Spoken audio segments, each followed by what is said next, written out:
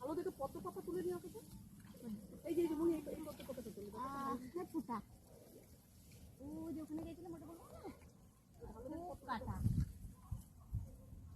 সুপ্রিয়া একটা ভালো দেখে পদ্ম পাতা তুলে নিয়ে আসো।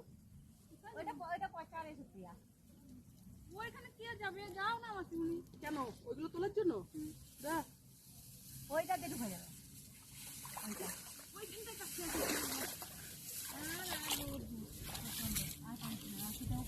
হ্যাঁ না নষ্ট করিস না, ব্যাস এটাই ঠিক আছে। টেনে নিয়ে যাও আমাকে ও মা